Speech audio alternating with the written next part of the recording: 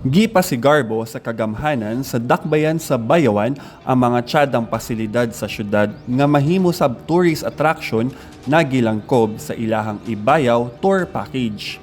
Gibida sa maong mga pasilidad sa mga turista ang ilang mga best practice. Si Bayawan is not really very much tilted on beaches. So now we bank on our best practices. A lot of LGUs have visited us already as far as Luzon and Mindanao. Apil ni ini ang Bayawan City Waste Management and Ecology Center, GK Wastewater Facility ug ang Danapa Aquaculture Facility.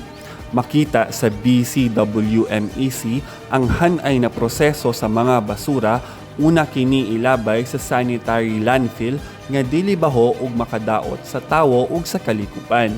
Ang basa niya nga mga basura muna baho. So kani siya nana siya murag catchment sa ubos niya nga kuha na siya naka-slope na siya nga ang mga duga niya sa ubos ani sa cell nato mo sulod na siya ng leachate pipe na mo nga perforated, then mo diretso na dire sa ato ang lagoon. Pipila ka mga LGU ug mga researcher ang nibisita na sa syudad alang sa ilahang benchmarking on good practices ug educational tours. Gikan sa Bayawan City, Negros Oriental, kini si Roy Lomotan sa PIA alang sa MBCV.